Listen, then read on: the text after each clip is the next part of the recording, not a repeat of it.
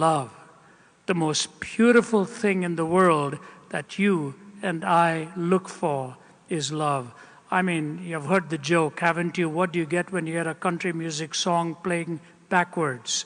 Well, you get your pickup truck back, you get your house back, you get this back, you get that back.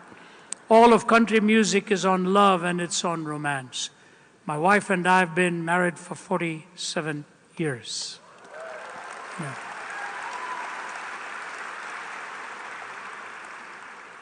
I know I don't look it, I just look 25 or something like that. But you know what? I'll never forget the day I met her. She was 16 and I was 20.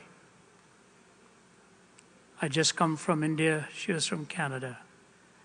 And when I looked at her, I wasn't listening much to the sermon that day.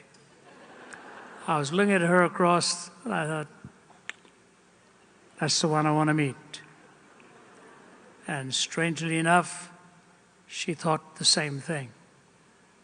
And now, after 47 years, in fact, coming up in 2-3 months will be 48, as Margie and I have been wed. I want to tell you 2 things about love. It's hard work. It's hard work. You see, when you put the ring on that finger, it is a tourniquet to stop your circulation.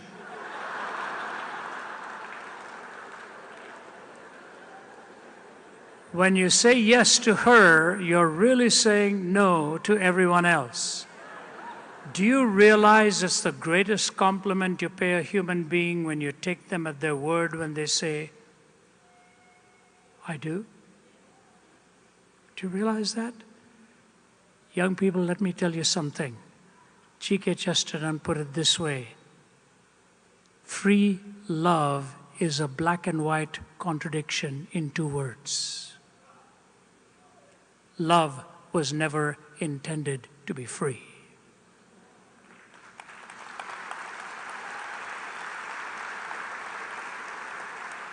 It is the nature of love to bind itself.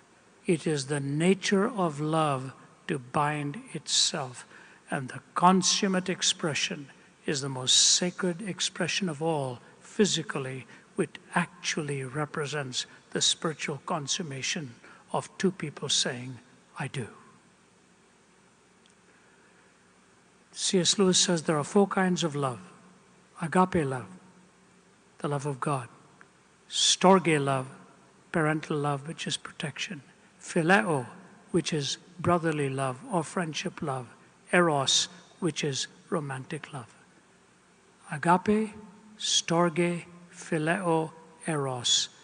And the other 3 have no point of reference without the first. They have no point of reference without the first. You cannot really define love until you understand the one who has created you and me. For God so loved the world that he gave his only begotten Son, that whosoever believes in him should not perish but have eternal life. You cannot love without giving. And God gave to us the most precious gift of all in his Son. Love cannot be defined apart from God. And if our culture is messed up, it's messed up right here. We have no longer a definition or a point of reference for love.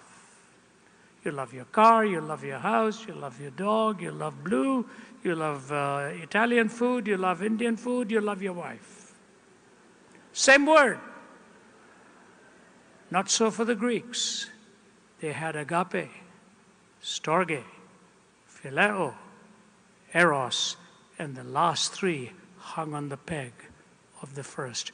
And if you are living with a broken heart today because of a broken love, you probably had that love broken because somebody didn't hang love on the peg of the eternal love of God himself.